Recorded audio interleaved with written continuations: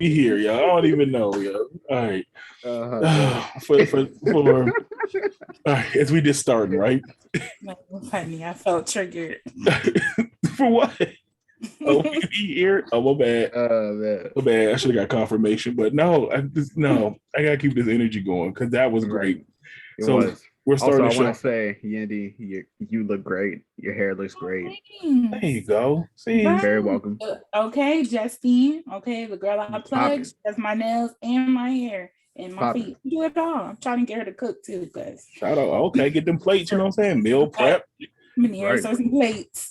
Hey, Get I it? know that's what we need to do again. We need to eat on the show. We haven't eaten on the show in a long time. What? Yeah, Oh, I don't think it since my sister been on. yeah, because that was the plug. We need her. Yeah. All right, y'all. It's Community Coalition Show. We back. We took a week off. So sorry, not sorry, but nah, vacation time. Shaking ass down in Florida.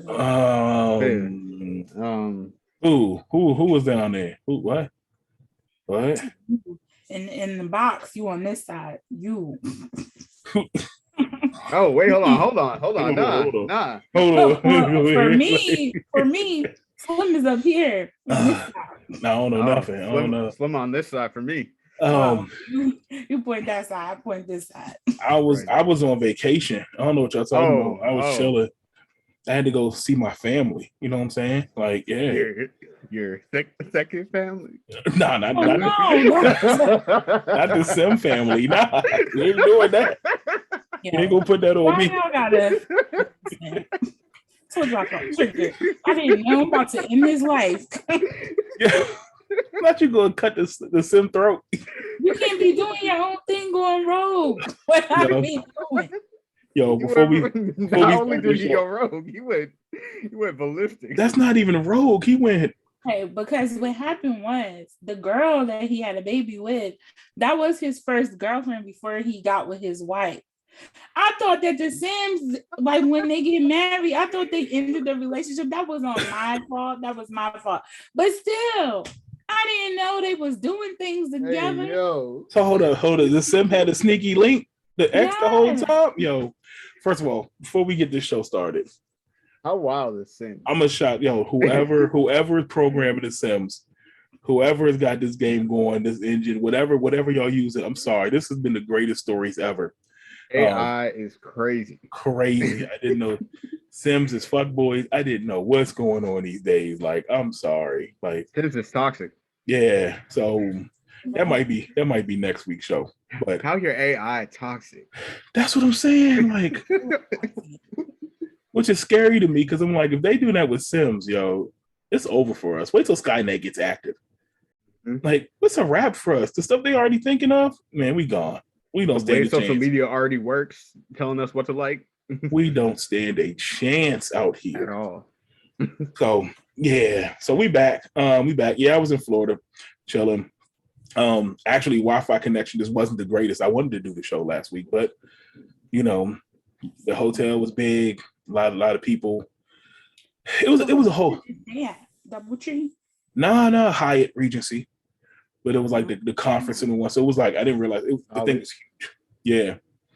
So walking around that thing, yeah. Didn't even realize I hadn't, because of pandemic, I haven't moved around that much, So it was different. And Florida's different. They was looking at me like I was crazy. One, yeah, with my mask, and two, don't nobody look like me down there.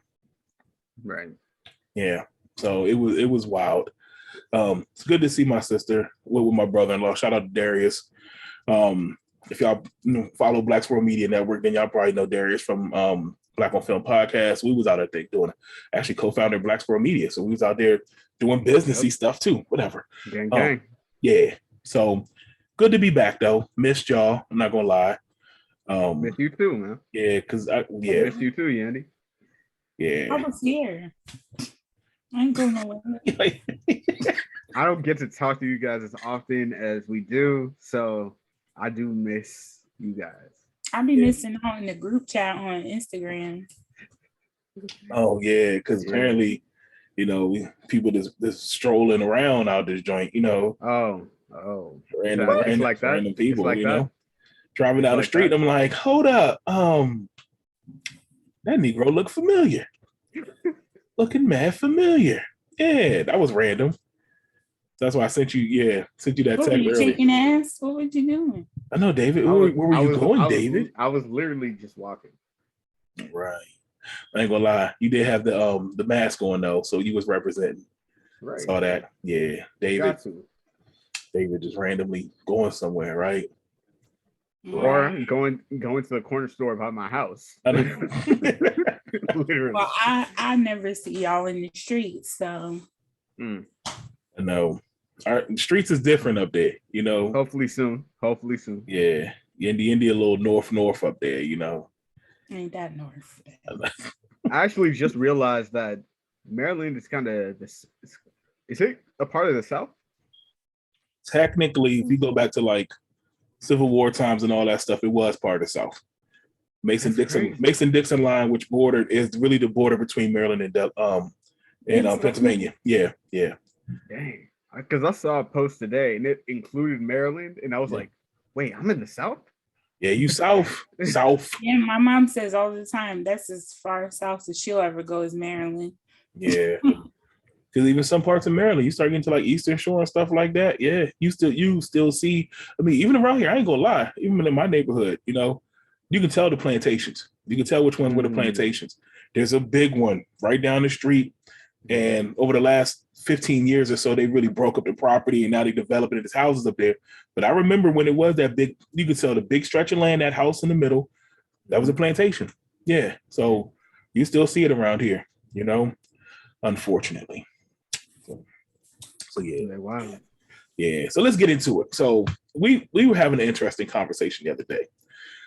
Me and Yendi were, and it was funny, but it made me think, right? It wasn't funny. It was scary. No, it was scary for you. It was hilarious for me. So I'm gonna let you tell the story. I'm gonna tell the story. I really don't think she'll ever listen to this because her kids might, but I don't care. We ain't gonna say no names, and if they get mad, then it's for you. You should. Or we'll say it off.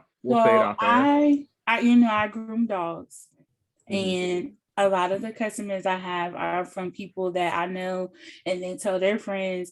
But all of my grooming customers know I work a full-time job. They know that they have to give me at least 24 hours to respond to a text message. Like anybody who talks to me knows they got to give me time to respond.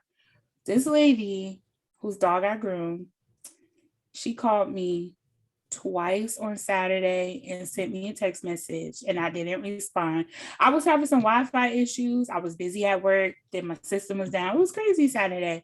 So yesterday I'm driving to Jersey, and I get a call from this 215 number, and I'm thinking it's my dad's nursing home where he's in calling me to tell me about an emergency. It's her. She went out and purchased a burner phone just to call me to prove that I'm avoiding her calls because I didn't respond to her text message. And I'm telling her, like, I'm so sorry. Like, I was just really busy. She goes, well, what about today? You could have called me back today. You didn't even call me back. Like, I felt like that's too much. That's too much. Like, that's too much. And I'm not gonna say no names, and I'm not trying to bash her, but it's like that's a bit much. Yeah, come on, let's just call it what it is. That is a lot for, anyone, any situation. But let's call it what it is. Like for your dog to get groomed, you go get a burner phone to call your dog groomer back. It ain't that serious. That's not that serious. It really wasn't. And I just felt like, again, I'm not trying to, because I don't ever talk bad about any customer that I have. Because, people probably be like, oh, this is how she talk about her customers.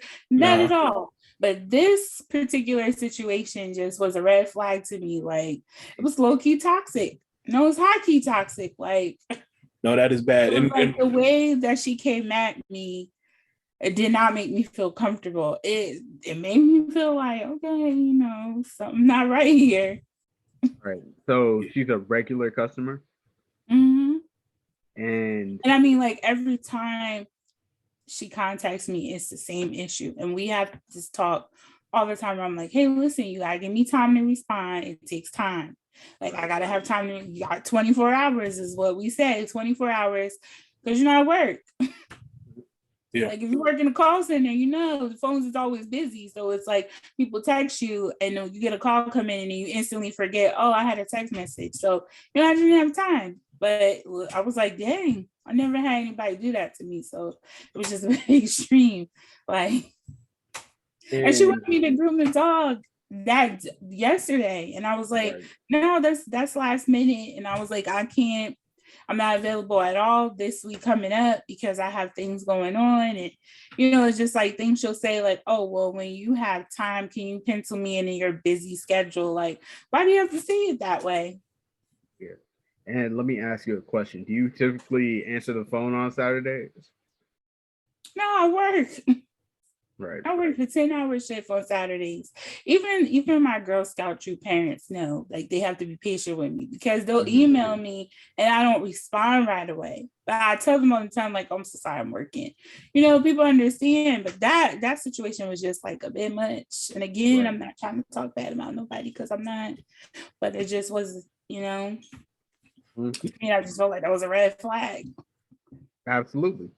That is extreme. Like, so my thing is, like, if you have to go through all of that to get to somebody, maybe that's not a good business situation. Not even just for you, but like as the customer too.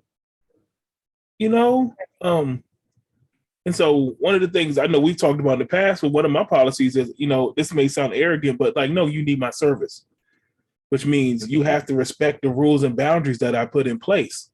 Absolutely. And one thing I've learned over the years is that I know even when I was younger, you want business, so you kind of bend.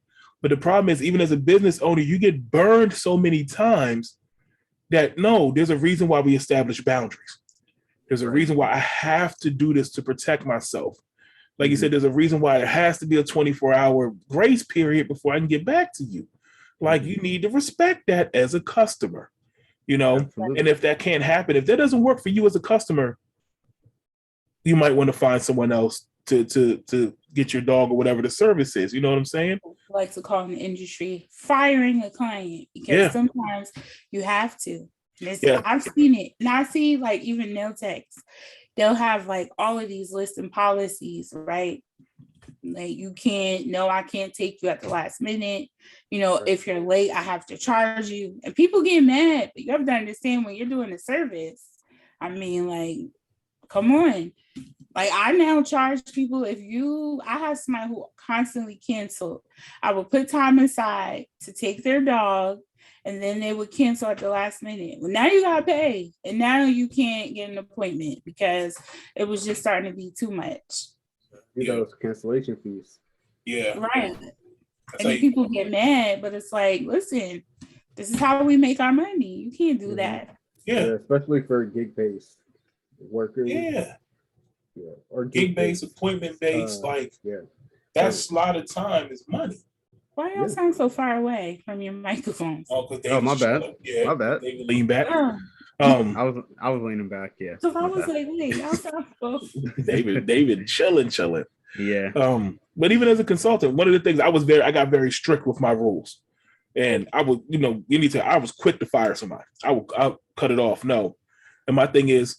Like I said, it sounds arrogant, but no, you need me at the end of the day.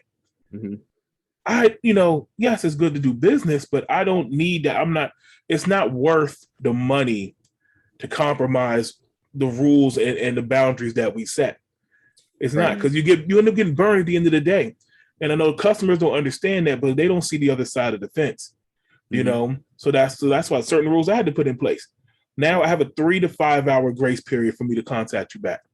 Because I'm more flexible now, but still, I got meetings, I got time. I'm teaching stuff like that. Like I need some time, how you communicate is important too, Also, if we book an appointment, I need at least a week in advance. I don't do last minute no more.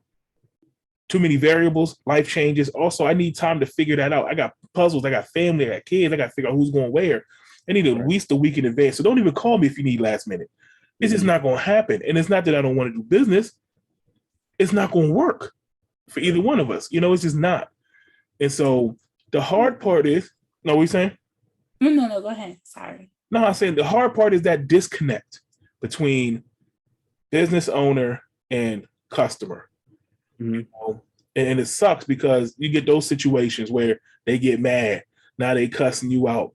Or even with price, I know we were talking about pricing too, where it's like, sometimes we used to try to look out for each other. And that's the biggest one, I think, pricing. People always get mad, hooking each other up. Why can't you hook me up?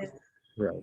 And it's like, there's plenty of situations where it's like, yo, okay, I'm going to try to look out for you on this price. Then another person, I'm not. I heard you did this for this price, but so nah. Okay, yeah. So let me say something. So I did a beat for somebody, or I did a service for somebody, and I had actually forgotten that I did it, and that person actually hit me up this week, and they said, "Hey, do you remember us talking about this thing?" And they was like, "Oh yeah, I got you. Let me send it to you."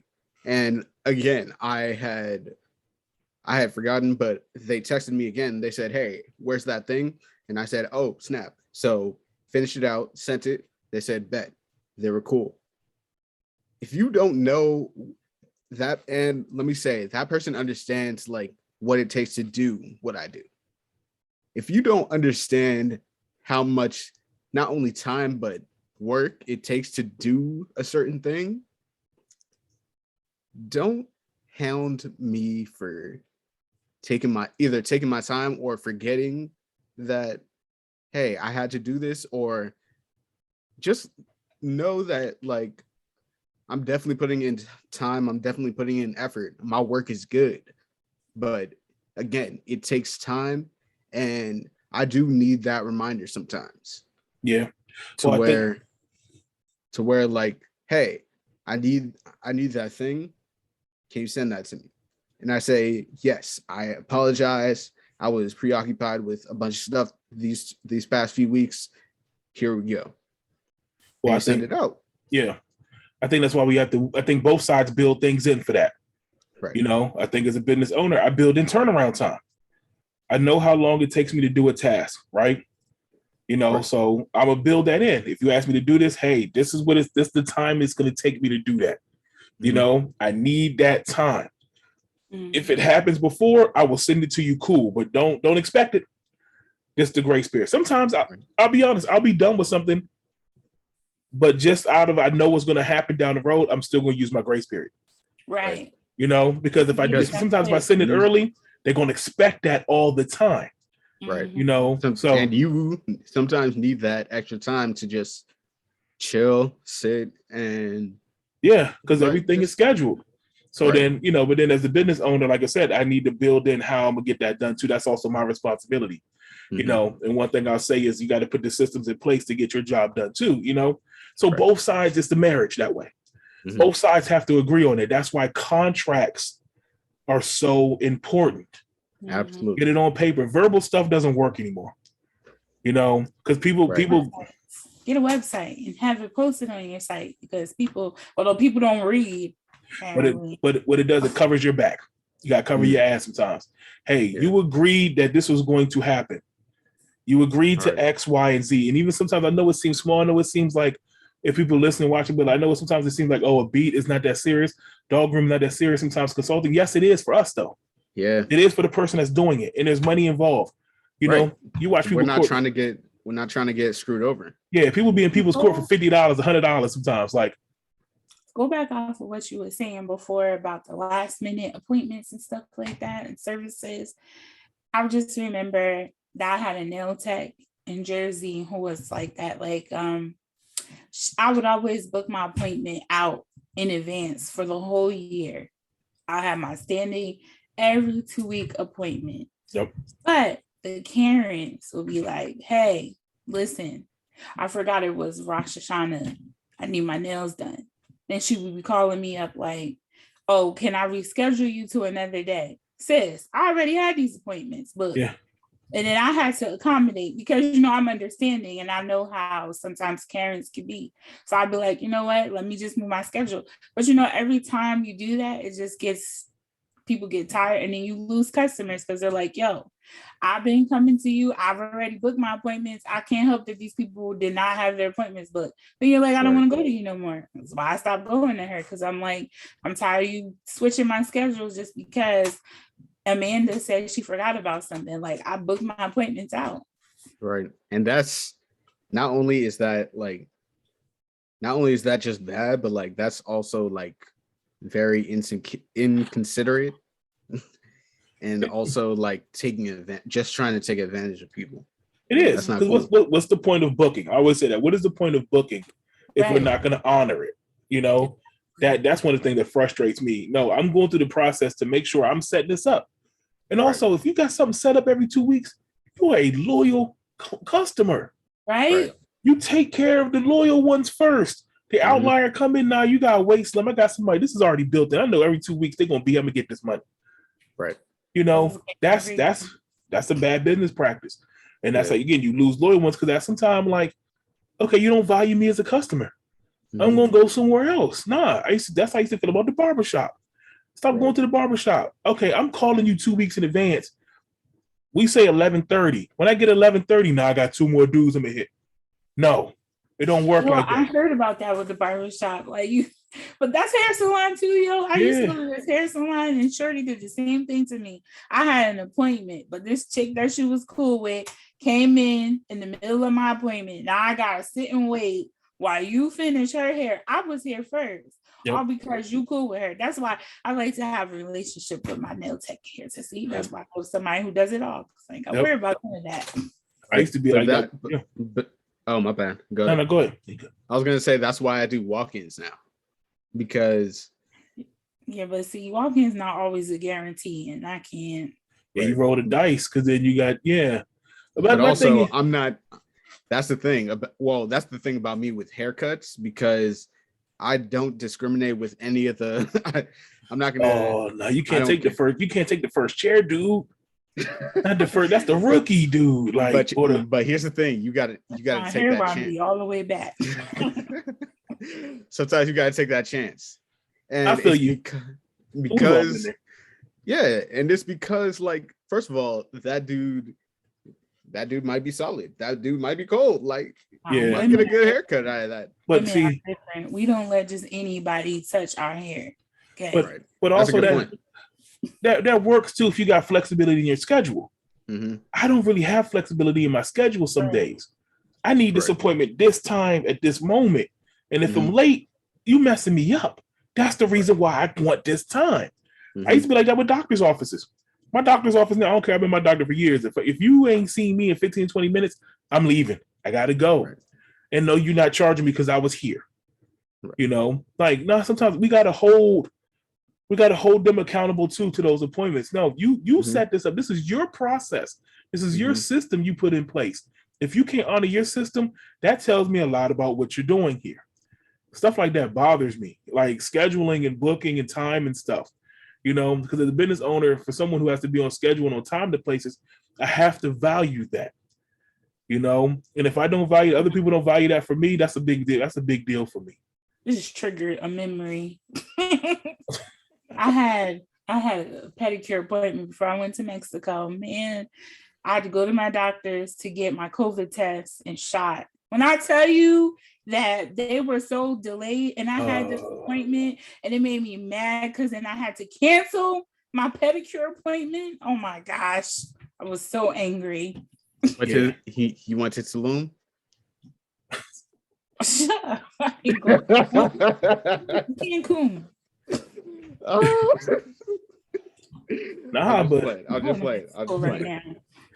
Nah, but that's a real thing. Like them COVID appointments were trash anyway. Oh my goodness! Like nobody's. They were so backed up. I'm like, I hate that. That's my pet peeve. I will leave. I'll walk away. I will leave. I'll bounce and get up out of there. On time for that. Sometimes off sheer principle.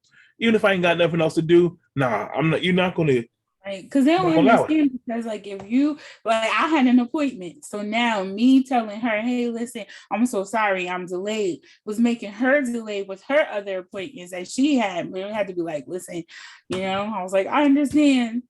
Talk about going to Mexico with your feet not done. Oh, not you paint your toes yourself. No, I didn't. The little paint on the side of the foot, like, oh yeah. But I'm not touching that. I'm not touching that. Look, but so like all these things, this stuff, like it bothers me because as a small business owner, these are the little things, and especially when it comes to our people, our culture, I feel like this is the stuff that really doesn't get talked about a lot. This is the stuff that doesn't get value. The price one is a big one, not to cut you off. But it is. It is. One is a big one. Oh, yeah. And it's like, I don't know why it is. Like, you're paying for somebody's service, especially when you work in the industry where you do hair and nails.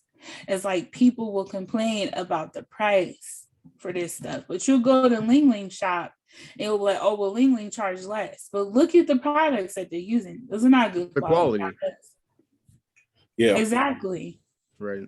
I think we've developed this culture that, we're supposed to look out for each other. The price is supposed to be cheaper for each other. When the reality is, it's harder for us to get resources sometimes to do the work that we want to do.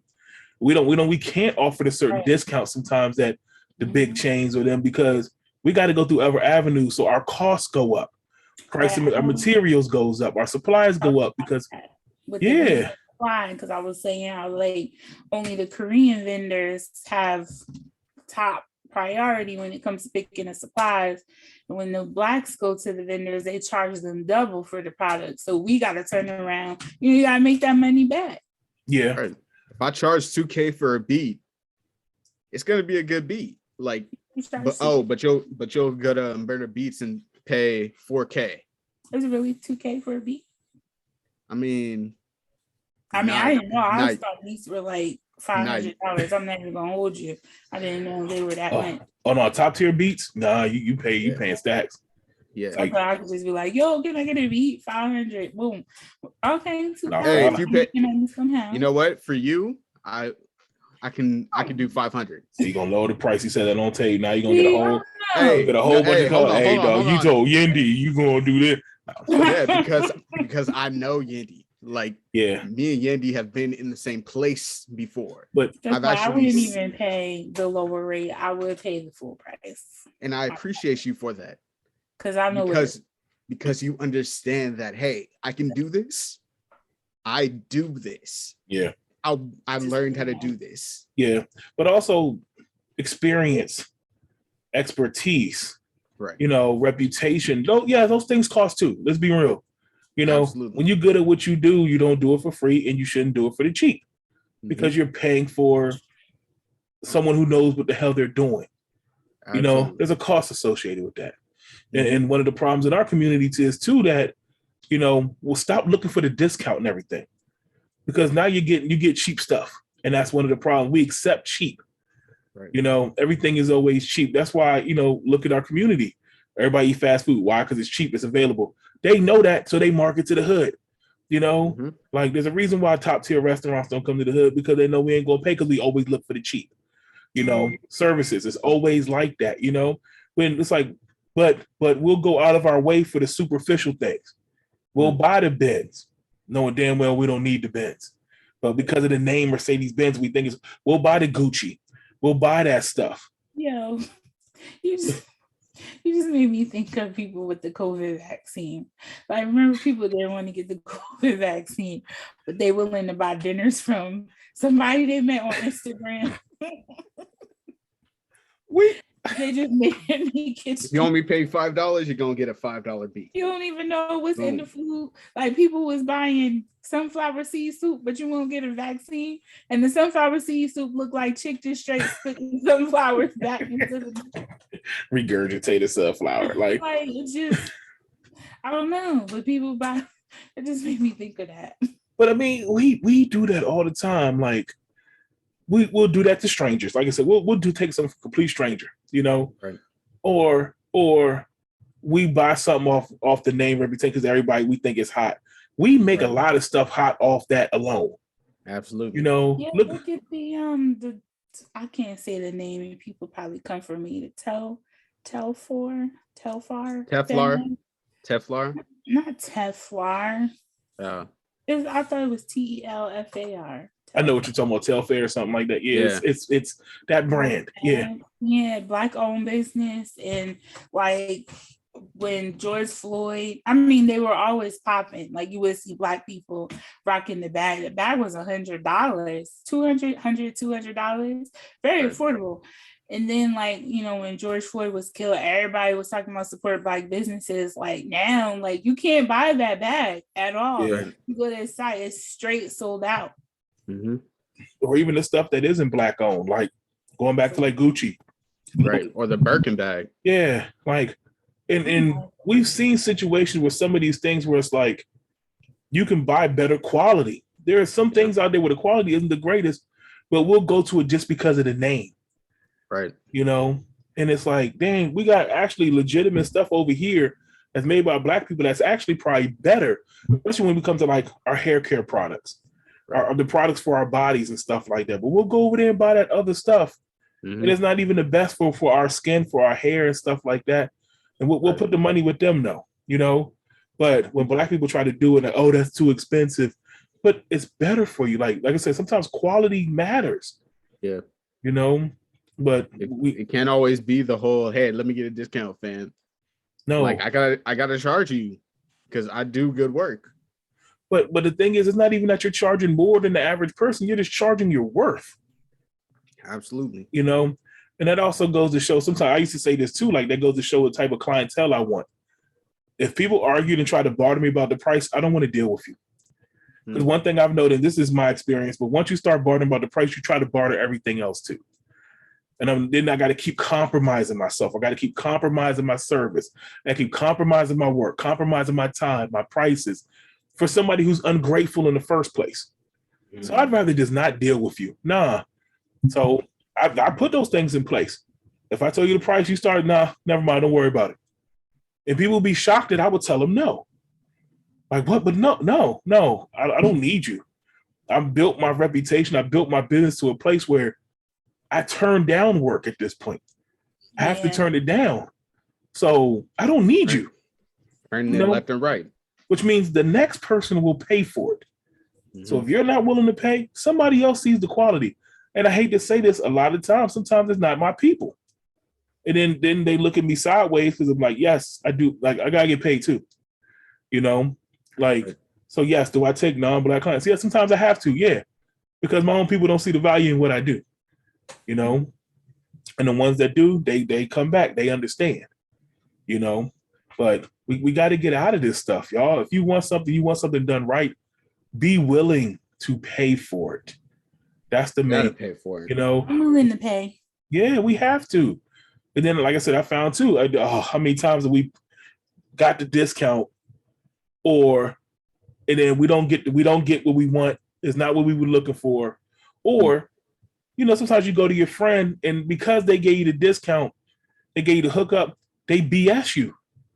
Right. You know, hey, I need that. Now they don't see you as a priority because you're not paying them top dollar. You know, I've been through that too, trying to get something through my friends. And they like, oh, you know, I'm gonna look out for you so you don't pay them as much. And then you waiting on what you need. And in your head as a customer, you're thinking, I'm getting top quality service. But in their head, they're thinking, "Oh, you my man. I can get it to it when I need to," and they don't view you as a priority either. So, it goes both ways. So, I just think, you know, as a community, we can do better on both sides. Right. Know your worth and know what you're paying for. Yeah, and as customers, you know, like I said too, like value the quality. You know. Be willing to pay for what you need. Be willing to pay price. Don't try to cut corners on people. You know, respect the boundaries too. Absolutely. So, hell yeah. Please respect boundaries, please. Yeah. Don't be blowing up people's phone. Oh my God, please don't call from a burner phone. A burner phone. Like, I just think about how toxic that is. I hate to say it this way, but I'm going to say it. I said the other day, if you're willing to do that for a dog groom appointment, you've done that before in your life and other things. But also, that means that dog groomer is just that damn good. Yeah, you must be. Yeah, what you doing to Fluffy and them over there? You must be shaping up. It must be got the magic touch to make them calm. Hey, you turn but it. You know what? The only reason why I just wanted to share this story only because I never had an experience like that. But because I want to fire her as a client, it kind of sucks because I have another client who referred her to me, and they live right across the street from each other. So it's like awkward. I gotta go let them both go. I mean, awkward for them. Well, I think you have to respect your business boundaries with the one person who's violating you.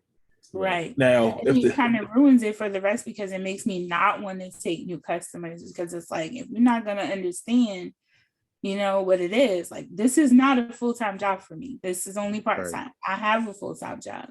You know, if you're not going to understand that, then I just can't take new customers. It is what it is. Well, I think you can, as long as they know up front, and if they don't respect it, then you fire their ass too. Right. You know, like I said, the one that lives across the street, you fire the crazy one. But if the other one decides to go, hey, you did what you could, you know? Right. But hopefully the person that referred her already knows that, hey, this person does good work. This person I actually respect what she does.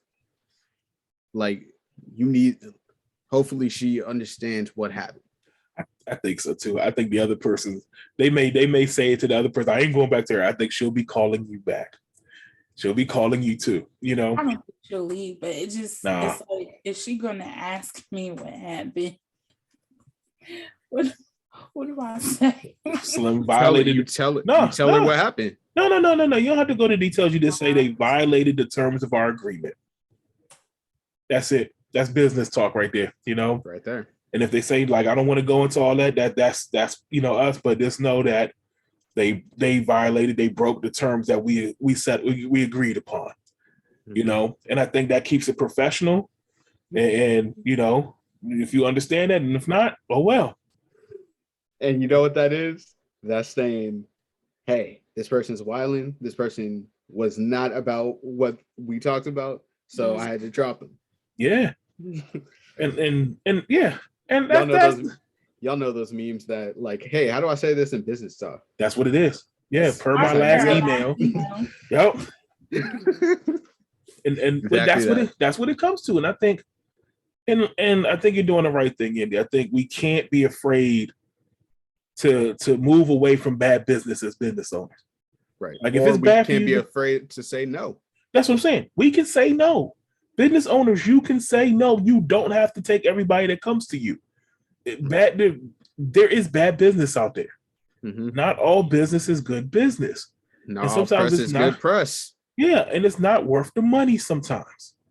You know, sometimes your peace of mind, your time, your value, sometimes it's just not worth it.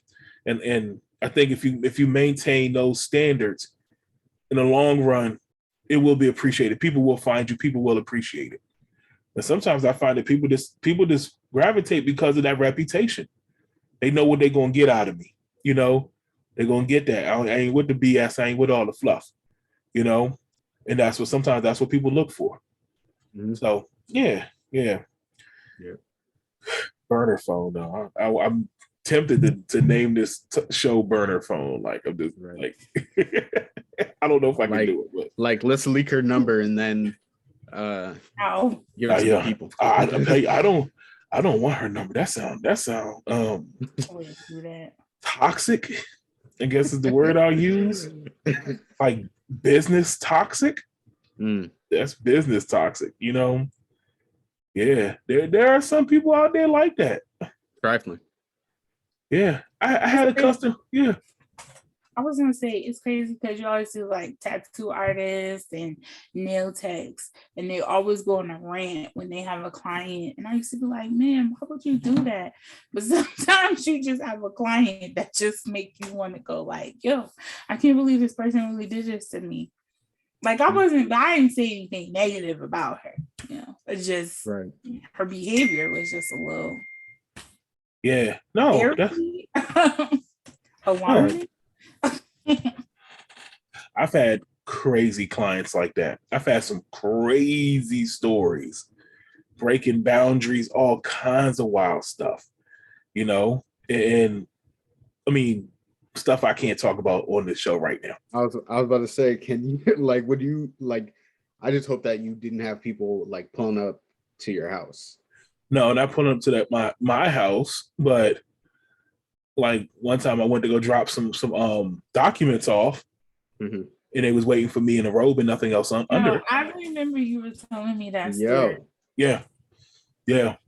Like, wow. And it gets no, like trying to get me to come in. Just come on in. I'll be nah. Ooh, I see what time it is. Gotta go.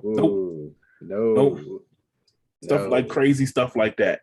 I dealt with one recently. That was late last year. And I was doing a service for a guy, and he just kept calling and texting. You know, like I said, I have turnaround time. It's documented. We signed an agreement. That's why I don't even do nothing now unless you sign some documents. You sign a contract or something. You know, you got to. And so I had to break down and tell him. Like I remember looking at my phone, and I was doing a service, and the turnaround time was on that one. It was 48 hours. You need 48 hours to do it. It was a Tuesday. Never forget it. Less than 24 hours later, he's texting me, "Hey, you finished? I really need this right now. I really need this right now." I mean, like, I remember I was working, I was teaching, and I'm looking at my phone like every 20 minutes. I really need this right now. It's really important.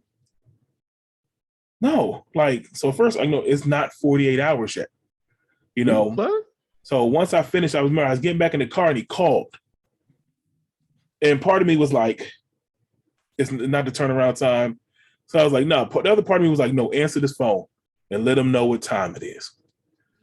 So I answered the phone, and I had to get the start. Look. We gave 48 hours on this. It hasn't been 48 hours yet. You know, either you're going to respect that or it's time to move on. Right. You know? And so, well, oh, I'm sorry. I just really need it. You agreed to 48 hours. I need 48 hours to get this done. That's what this service is. Then I asked, are you willing to do that or not? And he had to think about it. Say, no, it's okay. I need you to do it. Please do it. 48 hours. You know, don't expect it anything less than that. And if you can't agree with that, find someone else to do it. I had to say that on the phone. But I got to let you know what time it is. I got to let you know you ain't going to play with me. You're not going to bug me. You're not going to nag me. You're not going to do that. This is what you're paying for. This is what it takes. You knew that up front. Go back and look. Go back and look. That's all I got to say. So you have to do that with people sometimes, you know, but I got to check you, because also sometimes people ain't used to being checked. There's this whole customer's always right thing. That ain't true. It ain't true. Nah. And I don't rock with that. Right. Like we agreed upon, or else bounce. Bounce. Find somebody else. Sorry. We got a bunch of Bobs and Karens now that show us that the customer is not always right. Customer's not always right. Yep. And as customers, if you can't handle that, then do it yourself. Sorry. But you know, don't do that to people. Don't be going around doing that to people. Don't be nagging people. Don't be breathing out people's necks. That's another thing. I'm like, you ain't gonna breathe out my neck while I work either. You know, sorry, you're not gonna be able to. I don't need to be micromanaged. Yeah, it's the reason why I do what I do, because I don't like micromanagement. Like, you're not gonna sit over top of me, you know. But yeah, so that's what I'm saying. Like, it's crazy out here, y'all. But we can do better.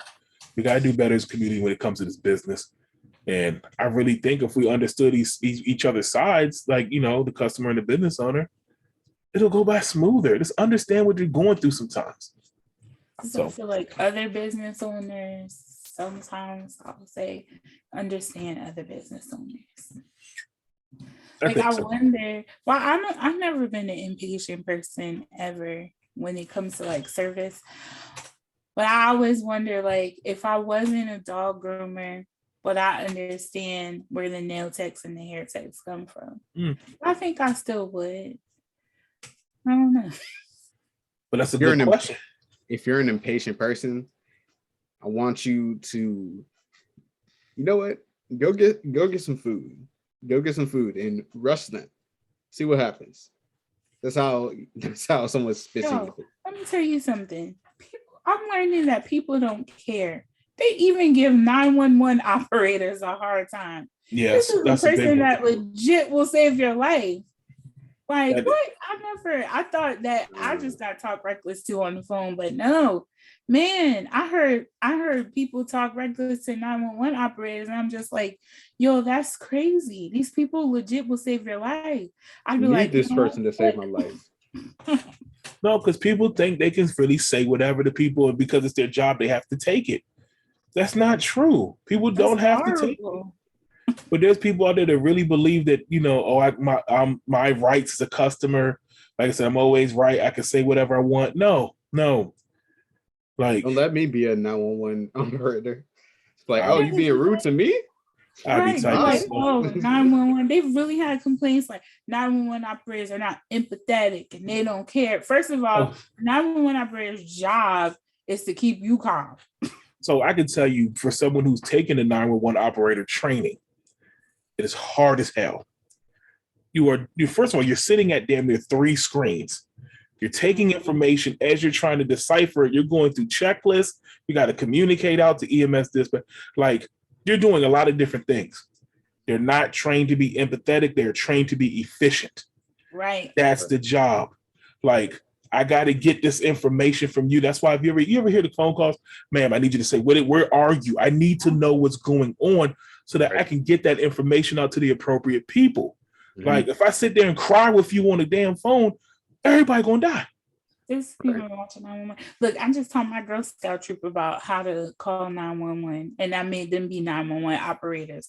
So they learn like how you gotta be. You gotta make sure you give them all your information. 911 operators don't have to be empathetic. I mean, they can be empathetic at the end when they got the right people going out there, but they gotta remain. You're not calm, so they gotta remain calm. But think about information. I always think about 911 dispatchers, paramedics, and doctors. What happens when they fall apart and they get emotional? No one ever thinks about that. If they lose their composure, if they start crying and get emotional every time they see somebody, everybody's going to die. Well, look, as a person who went to a vet and the vet cried, I looked at her like she was fucking crazy. But that's what I'm saying.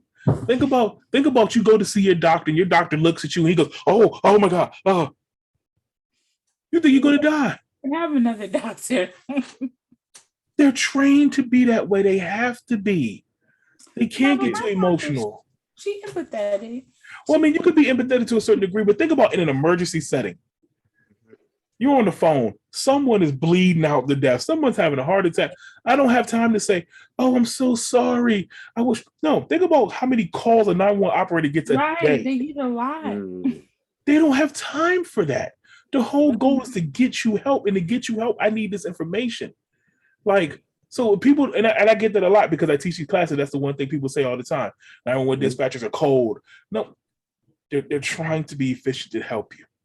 And I think understanding the other side of the fence is what's happening there. Like I said, if they start crying with you, they start being sympathetic, you start being the shoulder to cry, this turns into a therapy session. You're going to die.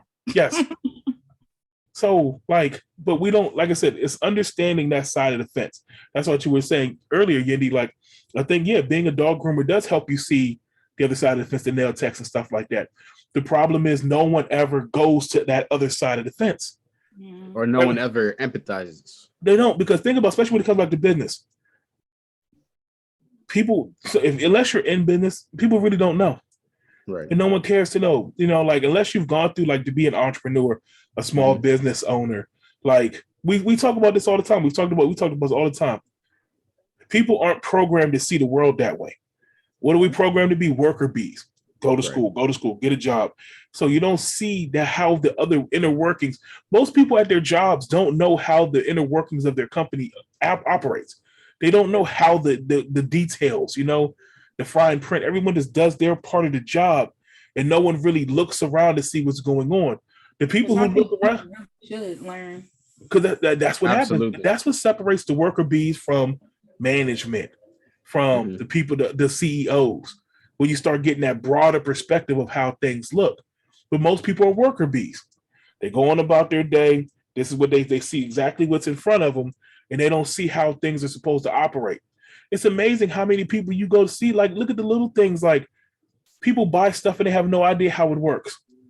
People buy iPhone and have no idea how it works. They don't use half the majority of the apps and features on it. Most cell phones these days. People buy a car, have no idea how this damn car operates. It breaks down, they gotta go pay somebody. That person gets over on it because they don't know what's supposed to really be done. People just go about their day looking straight ahead. And even when it comes to business, no one cares in how stuff works. And so when no one cares how it works, when something goes wrong, they don't know what's supposed to happen here. They don't know what that's supposed to look like. That's they the just crime. They just say, I want to start a business. Let me start doing this. You forgot how to pay. You forget you have to pay taxes. You forget that. How much things cost to make. You have to factor in so much just for a business. That's the story of my life. It's so easy to start a business. The story of my life. It ain't easy. It's not. You know, and I did it the long way. I went to school for it so I can learn first before I went out here and said, let me just start a business, because I wanted to learn how to run the business. That's the one thing that they teach you in school, is a lot of businesses fail because people don't know how to run a business. Don't have no idea. Say, hey, I make bows really well, so I'm going to open up a business making bows, but don't know anything about running that business. They know how to make the product, but they don't know how to operate the business that they're selling the product. That's a lot of times. I think it's a lot of times almost threefold. People don't know operating business sense, all that stuff, right? Mm-hmm.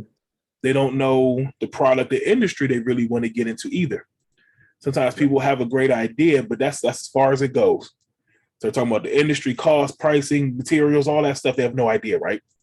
And then the third thing is the interpersonal stuff. What it takes for you to be a business owner. Mm-hmm. You know, that's a big part no one talks about. Everyone thinks you just got a great idea. Your time management skills, your money management skills, your bad habits, all that stuff, even in your personal life, starts to trickle down in your business. Mm-hmm. You know, again, if you horrible at time management, you always late, and you have a job where you're supposed to be on time, or a business where you're supposed to be on time, that shit ain't gonna work. You know, like all these factors, and I say this because that was me as a consultant. I had programs to help people start businesses. And that's why I always say I'm literally 1 out of every 13 people would take the first step to starting a business. I'd have so many people reach out. Everybody reaches out. Oh, I want to start a business. I got a good idea, blah, blah, blah. You know what my first step was? Email me. I remember the conversation we had. Send me an email. I've been there. I almost forgot about that conversation we had. That was my thing. That's so simple. But it's so simple, but I realized, especially with our people, it's a lot easier to send a phone call or text. I need to know how serious you are first. Mm-hmm. So send me an email. That was the first step. How hungry are you? If you can't send an email, you stuck. You stuck.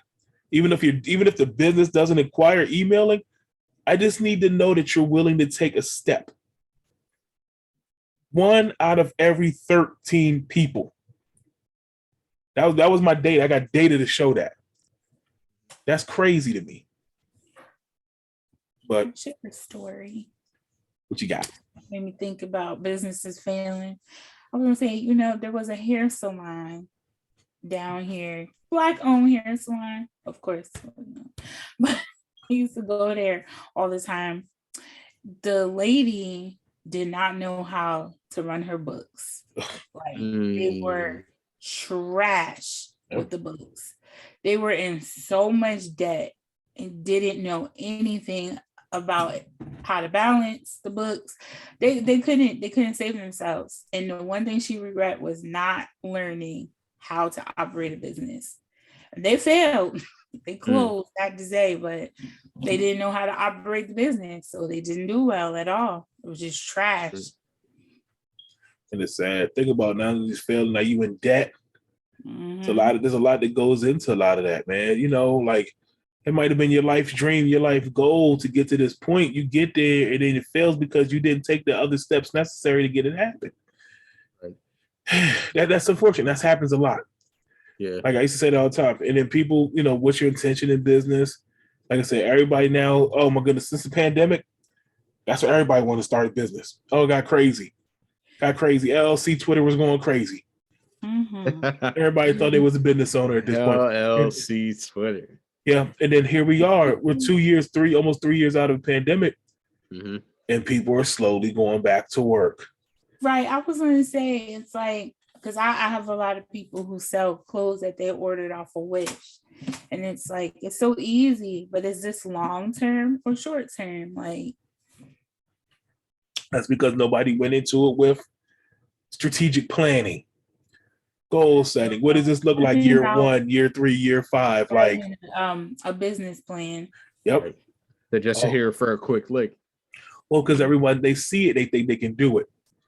And those are the conversations. Oh my goodness. Well, how do I do? Like, because you didn't take the time. Research is the other thing. Mm-hmm. Did you take the time to look and really dig into it, figure out what this all looks like? One thing I used to always say is, hey, if you have somebody like around that's kind of doing what you do, go talk to them. And if you can, maybe try to shadow them, go see what's going on a regular basis, because you need to see on a day-to-day what this really looks like. People weren't prepared for that. Everyone thinks that you're just going to start a business and you're going to start making lots of money day one. No. They tell you that when you learn statistics, like your first year, you're going to be trash. You are not going to make any money. Probably in debt. Probably in debt, because most of the time you have to get to the point, like I said, if you had to get materials and stuff, you had to purchase that stuff first to get it operate. People take out loans for this stuff. You got to pay that stuff back. If you ain't making the money, you operate out of a deficit. It's a lot. Right. Andy, how many years did it take? How long did it take you to start making a profit from what you do? Make a profit off of grooming? It's really not a full-time job. It's really just every now and then I groom dogs just for extra money on the side. Right. But that's not where my cash cow is. Yeah. Right. And Kenny, I remember us talking about that. It took you 3 years, I think. 3 years, 4 years. Yeah. Yeah. Really start making real money. Yeah. Mm-hmm. And with me, it's hard because it's like I have to compete with retail. Like I have to compete with Petco, PetSmart. It's hard to get grooming clients, especially it's easy when your grooming clients follow you into your own business. But my clients were in Pittsburgh and they ain't gonna follow me here. And I have people that, come to me and then they'll tell a friend and they'll tell a friend. But again, a lot of people who come to me are just people who couldn't get in with an appointment with PetSmart or Petco. And I try to do a good job, so they come back and they say, I'll come back, and then they don't come back, of course. That's how it always is. But yeah, I just need my money maker. Right. That's how it starts. Yeah, sometimes it's crazy. Not. And then everything, so one thing changes, the next thing you know, you fighting clients off with a stick. Right. Yeah. So you never know, but that's the thing. But I think that's another thing with business too, is that consistency, but also intent. You do it out of the love. This is what you love and enjoy doing. Most people start businesses because they think it's going to make them money. Most people go into careers because they think it's going to make them money and they don't love what they do. Especially in business, you have to love what you do. You have to believe in what you do. Oh, now I know what you say. It's my job. It's not my soulmate. And that's how it is for a lot of people. And that's why people be miserable for real. Mm-hmm. It sucks when you got it day in, day out. Yeah. $30 in scratch offs today. Oh, you trying to make it poppin'. You try to get it poppin'. I was like, maybe I could just quit my job today. Maybe today is the day. It was not the day. All I'm going to say is, hey, don't forget me. But that's what I'm saying. Like, make it big. I got $2 with your name on it. See? Hey, $2 more than nothing. You know what the sad thing is? I can afford $2. Yep. Yep. So it is. That's what I'm saying. Like, that's another thing. Business people, you gotta love what you do. You know, I seen so many people trying to get a side hustle going. And they don't know jack shit about that. Mm-hmm. Hey, you never learned nothing about that. You ain't do no research on that. You just try to make money. Then 6 months, you get frustrated because it's not really what you want to do. Right. So you drop it. It's easy to drop when you don't care. You just be triggering some memories. One thing I know that I have a problem with is people see, like, I have people that'll see what I'm going through and they don't go to school for it. So they'll ask me questions about it and then they'll go off and just take some of my ideas and be great. Yeah. Like, you had no interest in this. You went to school to be a psychiatrist. Why are you doing this now? Because everyone thinks they can do it. They see someone else do it. Oh, I can do that. And good luck. Good luck with that, you know, because you have no passion for it. That's the one thing I've seen all the time. I used to have that fight with clients all the time, and they would get so upset with me. Nah, but there's money in this. There's money over here. You know, and that's why I even see people when they try to, like, I'm gonna get in trouble for this one. People who don't know how to trade, people who do Forex and stuff like that. And they go out and the whole goal is to get all these people up under you, to get all these people to do it, right? But these people don't really have a passion for it. They say it sounds good, you make it sound good, but they don't really have a passion for it. So if you don't make money fast enough, what happens? They just drop it. What's like Avon? Also, all the multi-level stuff, yeah.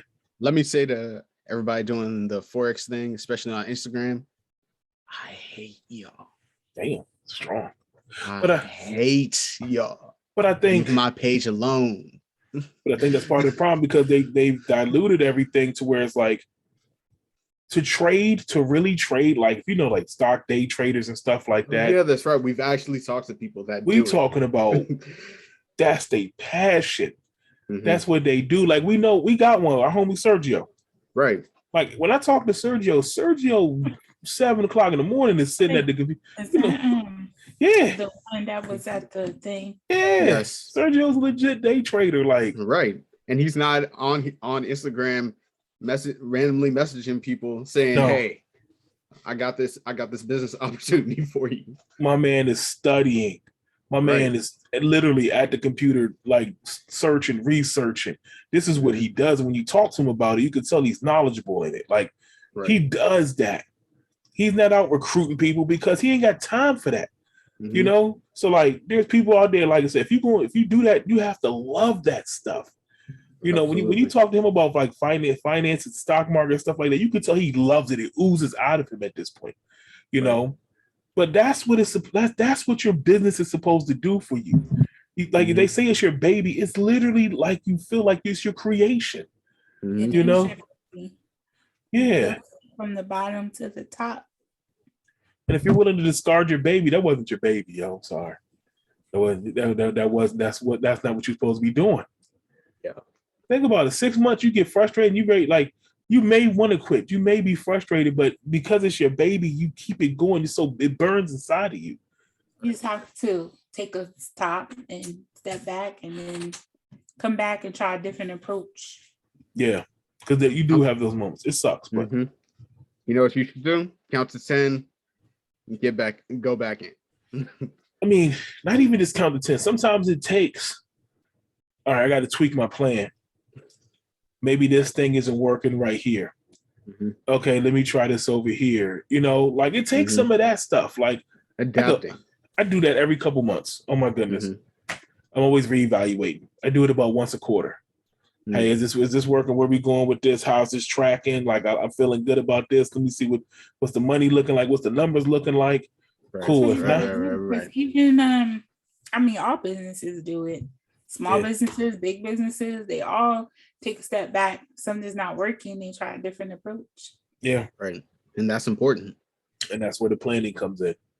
Okay, year 1, this is what I'm trying to do. Strategic, plan that out. Year 3, this is where I should be. This is where I want to be. I think this is realistic. Year 5, this is where I should be. Most people don't do that with their businesses. Everybody thinks, you ask people, where are you going to be in 5 years? I'm trying to be making money. That says nothing. that told me nothing, and that's part of the problem. So yeah, I can talk about this all day. You get me on these problems, I can go. And I know we got some Bobs and Karens. Oh, we just have Karens. Oh no, I got a Bob. I got airplane Bob. Hey, I got airplane Bob today. Let's start with you. Airplane Bob almost got my flight delayed on the way home. Hey, yo. So off some stupidness, like what do you do? So we get on the plane. I gotta paint this picture. Get on the plane. It's a smaller plane, so it's like two seats to each aisle, right? Mm-hmm. I'm in the back, so I normally sit in the back of the plane. I'm in one aisle. I'm in like 24, something like that. And it's two seats, and it's me, and there's no one next to me on the inside. Right. So I'm like, got room, right? Yeah. Across from me is another dude. He's a big dude too. Mm-hmm. And nobody's sitting next to him. Right. So we both kind of look at each other like, oh yeah, we in there, right? Problem is, plane hadn't finished boarding. Mm-hmm. So we get in our seats, we good, and then here comes, I'm gonna call him International Bob. Okay. International Bob and his wife. See him coming back to the seat. If you've ever been in this situation before where you're like, damn, I hope he's not sitting next to me. Yeah, I hope he's not sitting next to me. All day. Like, and so we were the second to last. So there's one more row behind us, right? Mm-hmm. So I'm like, dang. And so they walk past, right? Mm-hmm. So I'm like, okay, they must be sitting behind us, right? Bad. Mm-hmm. So they sit behind this thing. We putting our seats on. Stewardess, they're coming back and forth. They do it for pre-flight checks and all that stuff. Right. So I heard he pulled one of them aside and he's whispering to her, right? So I'm like, so I could hear her saying like, so well, you need to sit in your assigned seat, whatever your assigned seat is, that's where you need to sit, So I could tell he starts whispering, he starts getting louder. So she's like, sir, like, I don't care if the seat's empty.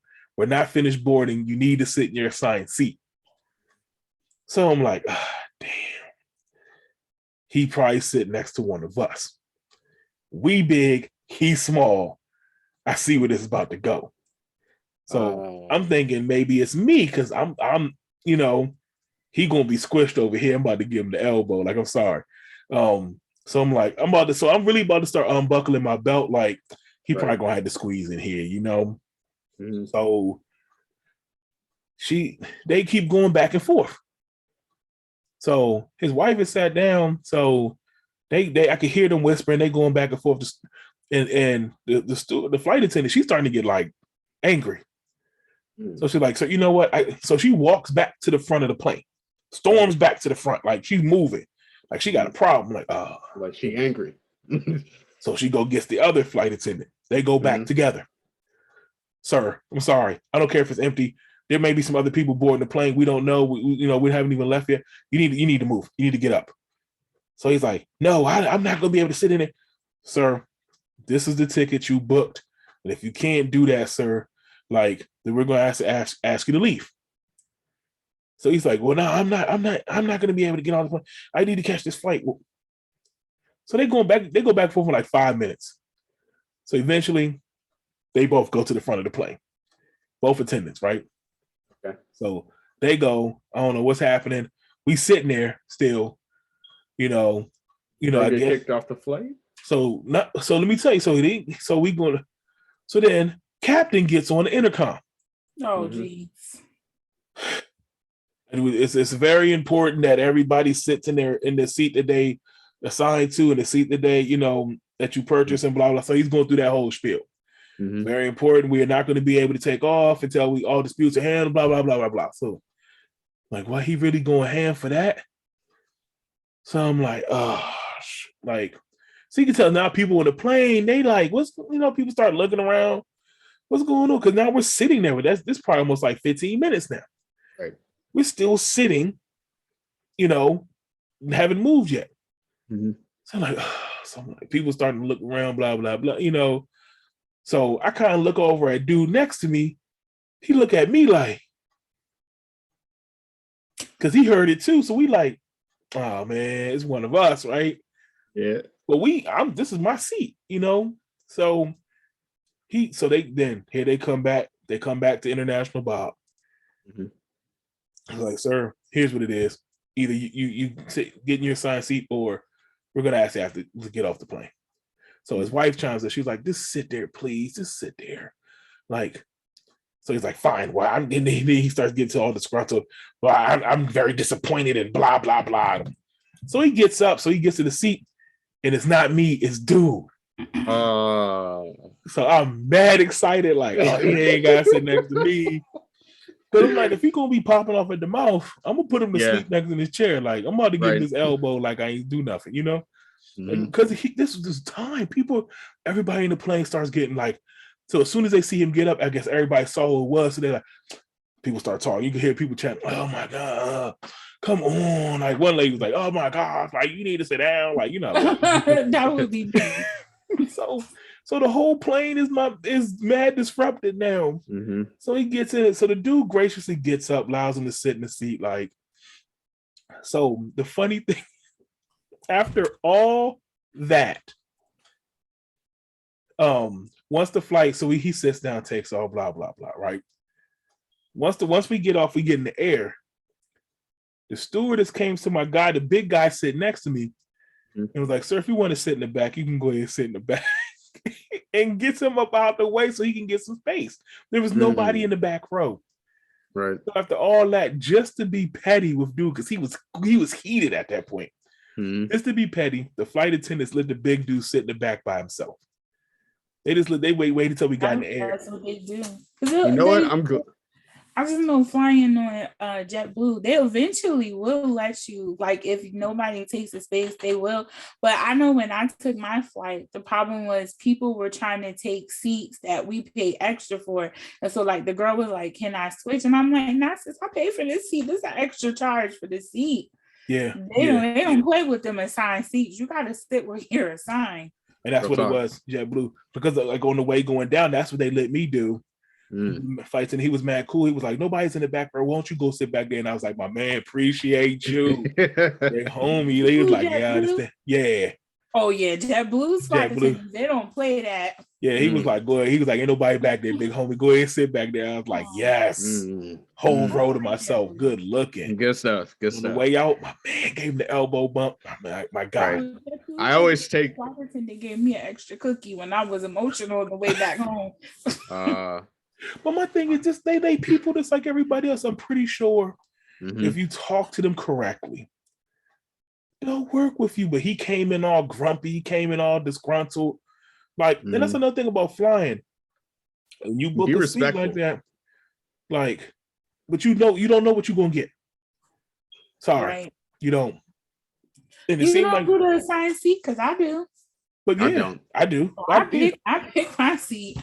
I have to. I don't because I usually take Southwest, so it's a pick your own seat. Oh yeah. But I always try to get a aisle seat, and if I can't get an aisle seat, I'll take the window. Nah, see, I would pay extra just because, like, my knee, I can't be cramped in certain spots, you know. Right. But it seemed like, I think for them, because it was husband and wife, and it seemed like they must have got last minute seats because they weren't together. But I think some people didn't take the flight, so there was empty seats still, you know? I think you got to pay extra if you pick their seat, I believe. I'm not 100% sure. Yeah, but I know because if you take a late flight, you may not get the seats together. Sorry. You know? Okay, Mom, I'm sitting in the back. I'm sitting in the row before the back. I'm low-key scared. I hate flying in the back. I don't mind the back because, like, I don't mind it either. Yeah. It's never that many people back there. People don't like. Everyone wants to sit at the front because they want to hurry up and get off the plane as soon as the plane lands. I don't like to fly, so I'll be like, what's the one that I'm in the back chilling. Right. I'm the last one off the plane. I wait for everybody to get off the plane. I'm never in a hurry because they be rushing. As soon as the plane lands, everybody trying to get up, and you standing there for 10 minutes anyway. Y'all go ahead. Like, you've heard that Just Hilarious audio clip, right? No. You know, when everybody stand up in the plane when the plane lands and you can't go anywhere. Where you going? I don't understand that. I don't understand that. Like, you gonna jump out the window? If you are in the aisle seat, you have to get up because the people next to you want to be hot shots and want to get off the plane, and you like, damn. Right. God, I'll get up, huh?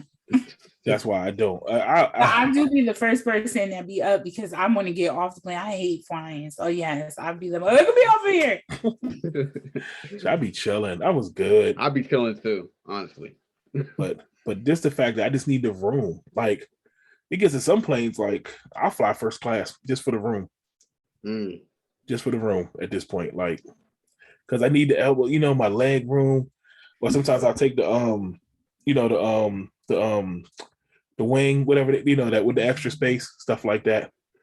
The emergency room. The emergency room. Do you know if you fly JetBlue, they got the Evermore or whatever that seat is called, and it gives you like extra leg room. But I like JetBlue because they seats is wide. They are high hips. JetBlue is perfect. Yeah, I like this seat, and you get a little bit more space. Like, oh my goodness, like who's the worst? United is the worst. United, American, their seats are like this. That seat right there in front of you. If you lean back, like you gonna bust you in the head. Like, oh. Not with that. Yeah. So that was my international Bob story. Oh my goodness, so annoying. No Bob. Yeah, but we got other stuff too. Oh my goodness. Yeah, we do. There was so much craziness. I know we can't get to all of them. Yeah. I just got 3. Like, which one you got? I think there's the Karen that got kicked out of. So there's a Karen that got kicked off a flight. Speaking of flying. Saw that. Yep. She demanded to speak to a manager as she was screaming. That was funny. There was the Karen that was inside a Sephora that tried to fight security. She did not. I saw that. And then here's a random one. There was a Bob on Twitter that said that black on black crime was greater than white supremacy. I saw that too, which is not true. That's that rhetoric they try to kick. That's all. Right. Yeah, all that bullshit. No, there was another one. We got to talk about Black Bob, Black Karen, the squatters. Ooh. Yeah. So you see that? So apparently, lady. Then I think that was in this area. That was DMV. Yeah, somewhere. that was. She was out in Greenbelt. Lady came home from vacation to her apartment, found all her stuff missing, and 2 people was sleeping in her bed, living in her spot. So imagine that. Like, you come home. First of all, they took all her stuff out, and then she gets to the bedroom. The only thing left in there is the bed. She starts recording them. So they get up, they cool, they casual about it. Right. Oh yeah, there's 3. Dude even said there's 3 ways to get in here. We kept the bed, because we like the bed. So they grabbing their stuff, they strolling, like there's no urgency. They ain't run out of nothing. They was way too cool about that. And she recorded them the whole time. They sitting in her apartment. Right. Was it one of those situations where they had a key or no? They broke in. They broke in. Oh Jesus! Yeah, they're lucky she didn't have a gun. Yeah. So, Maryland, but so they still have. As far as I know, this was last week. Sometime I think they still haven't found the 2 people. It's a man and a woman. Right. They straight sold all her stuff and was living in her apartment. Right. Like, that was crazy. And she came home. They like, it be like that sometimes. Like, right. That's why you can't advertise that you're going on vacation. Right. Also, this wasn't their first time doing this. Nah, I think that's how they live. You can tell some people this how they get down. Like, right. I would burn the bed because they probably was doing some scratch and sniff up in there. Yeah, that bit. Yeah, and they ain't look the most soap friendly. It's people, you know what I'm saying? Like, yeah. But that was crazy to me. And I'm like, you sold all her belongings gone. Everything in the house. There was a value to it. There was a numerical value they put to it too. All the stuff gone. You stripped the place down and now you living in there chilling. Right. That's wild to me. Nah. And then did you see one of the people from, I don't know if it was the governor of Florida. I guess somebody in Florida, they commented on that. They were like, in Florida, you have the right to shoot somebody if they're in your place like that. Yeah. And he said, not only do you have the right, we encourage it. Yeah. I'm like, see, that's what Florida, that's what I'm saying. Like, they be wild down there. That's what bound to get shot. Yeah. So that's why I do not go to Florida. I'm telling you, if I ain't, I'm not trying to go into people's houses, but also I'm not trying to get shot. If I go to Florida, if I ain't staying with folks, I'm staying in like resort areas. You know what I'm saying? I'm not gonna be in the regular parts. I'm sorry. I'm gonna be in there with the tourists. We'll be in there with the people moving around, the conference people. Yeah. Absolutely. Yeah. So that's all I got. I had to bring that one up though. That was wild to me when I saw that. Yeah, me too. I do have a Black business. Yay. What we got? They are called Happy Buds Brooklyn.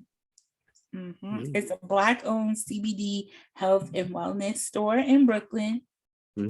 Check them out. They're at 225 Malcolm X Boulevard, Brooklyn, New York. Brooklyn. What do you? Brooklyn. I'm saying that shouts to Malcolm X too. Like I'm from Brooklyn or something. Like, it's okay. Hey, are y'all gonna stay on Twitter now? I mean, I'm here. That's a good conversation. It don't make me no difference. Like, yeah, honestly, like, look, I'm not gonna go too far on this, but like, right. The previous owner did nothing for us. The current owner don't care about us. It's a social media app. Right. I don't really care. Be hiring because they're about to have a max exodus. I mean, hey, what have they? My thing is, what are they about to do that hasn't already been done, that Facebook hasn't done? And it's all nasty business at the end of the day. Right. Like, who cares? Y'all ain't going to Truth Social. That's what I'm saying. But like, okay, they let him come back. He was there before. It ain't hurt nobody. None. Like, people, we get so in wrapped up in some of these things. Like, I saw that. I thought it was funny. And then people getting mad, like, oh, he had 44 billion for Twitter. You know what's funny to me? I'm gonna say this. Oh, we've said this before. I'm pretty sure. Elon Musk and all these billionaires, they were celebrated for having all this money, right? As soon as they don't use the money they earned in a way that we don't approve of, we get mad at them. Like, I hate to say this, but stop counting people's pockets. This applies there too. Yep. Well, they said it's not official tissue yet because they believe he had some insider trading. Of course he did.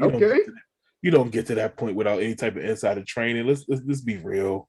Like, the man has money. Money. Well, billions. They said that they wanted to see if he had tweeted that he's about to buy Twitter because that's considered insider trading. I mean, I don't know how more insider trading you get. Wasn't he on the board? For a bit. I mean, I believe so. Yeah, so you're on the board, probably. Which means you're privy to all the information in the company. You're a board member. You're a stakeholder. So what are we talking about here? Of course he had all the information. He knew what he was doing. If I know that Black Squirrel Media Network is doing well, I'm getting some shares. But you can't tell people like, oh, we about to make a big move.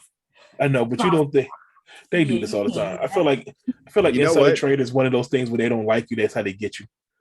You know what? No, here's the thing, and here's how I feel about it, kind of, because I don't know the stock market that much, but we see shareholders say something about Twitter or say something on Twitter, and then the stock goes up, the stock goes down. But how is that not part of insider trading? That's what I'm saying. It's called insider trading. It is. It's like holding in football. Every play somebody's holding. Choose to call it when you want. Like, yeah, that's what I'm saying. Like, to me, so it's like it's almost like a loophole they created to try to trip you up if they got nothing else. Right. We all knew. Everybody has that information. He was a board member. What do you think? He knows everything at this point. He has access to all the information in the company. Well, I'm trying to get some Dogecoin. Like, so it's whatever. Like, that's my thing, is like, so people getting all wrapped up over free speech and all that stuff. Ain't nobody care about free speech. You really having this conversation now over Twitter? Like, you care about free speech? Like, get out of here. You never care. You never care. It's just an excuse to, he could have all that money. He could have helped all the homeless people, blah, blah, blah. What are you doing to help homeless people? No, my thing is, yeah, but he could have. No one said that before he bought Twitter. He still had that bread. Right. He still had that bread. And he still has bread now. Like, he spent $44 billion. You weren't complaining before he bought Twitter. Why are you complaining now? You know, like, and then, like I said, I don't know. I don't care how much money you have. The society, the way things are set up, it's set up for people to make money like that. Right. You know, if I made $1 billion right now, I made $1 billion right now. I can choose to do whatever I want with that money. I could use $1 billion right now. You said what? I could use $1 billion. I know, quick Billy. You know, let me get a quick Billy. You know, but I was looking for them scratch offs to help a sister out. Yeah. Mm-hmm. Might have to cash app. Yeah, but I think about that. Like, no, you can't tell me to do with my money right now. Sorry, people online. Sorry, people on Twitter. That's not how this works. And that's why he has the right to tell you how to kiss his ass too, which he's pretty much doing. That's why it's always funny when someone gives money to a homeless person and says, "Don't buy drugs with it," and then the homeless person says, "Don't tell me what to do with my money." Oh, that's technically gave me the money.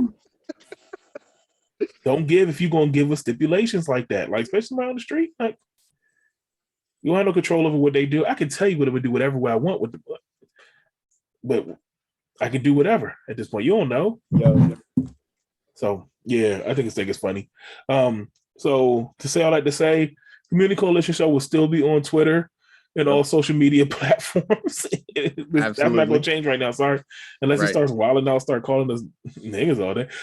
Right, and don't forget we are sponsored by the Black Squirrel Media Network and also Men of Stature. Get your beard oil, get some candles, get some lip balm. That's big.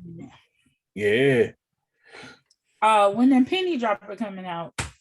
Oh, I know. In fact, we got to talk about Father's Day too. That's coming up too. So I get that Father's Day package out. Yeah. Mm-hmm. So hair baskets for Father's Day. Yeah, we're gonna work that out. Mm-hmm. So all that going on. So yeah, it's a lot. So I'm wrapping this up though. We've been talking for a minute. It's men's products. I was gonna say Mother's Day too. Get some kid baskets for Mother's Day, but y'all make men's products. So Father's Day is important. Yes. Mother's Day for Mother's Day. Y'all got to figure it out. Sorry. But still do something nice for the women in your life, like in all seriousness. Your moms, your wife, your girl, whoever. Please. She's a mom. Show her love and support and appreciation. Absolutely. That is moms for moms. Yeah. Yeah. Absolutely. So even though we don't, I mean, you know what? I mean, you can still get her some lip balm. Yeah. Black candle work for her too. You know what I'm saying? Right. Like, yeah, you know, the beard oil that might work on her baby hair. Why? I'm saying it's good for the hair. She can give it to the man in her life. Yeah, but I mean, like, you know, it might work for her too. You know, the baby hair is in style still, so you know, like little conditioner, you know, rub it in right here. It might be all right. Use a little brush. You know, work it out. But I don't think she'll take it the right way. You imagine if she got a little stubble and you give her beard oil and say use it for your baby hair, might be alone. Oh yeah, talk about ruining Mother's Day. That would be hilarious. Right. Oh man. I would love to shoot that skate. Or if it happens to you, just record it, send it to us. I'd love to see her reaction for the beard oil. Yeah. But even the bar soap, I mean, bar soap is unisex, really. You can get that, you know what I'm saying? Bar soap is definitely. Yeah, but that's another thing too. You know what? Now that I think about it, nah, don't do that for Mother's Day. Don't buy mom soap on Mother's Day. Yeah, that's not gonna go well. That's not gonna go well. Get her a candle. A candle, some flowers. That might be the full extent. But yeah, don't do that. So get her a candle at Black by Men of Stature. Yeah. Get a penny dropper. Right. Yeah. And stature.org. And some flowers. Call it a day. So yeah, on that note, y'all, we back. We'll be back next week. We having fun with it. I know it's getting late. So until next week, y'all, we out. Peace.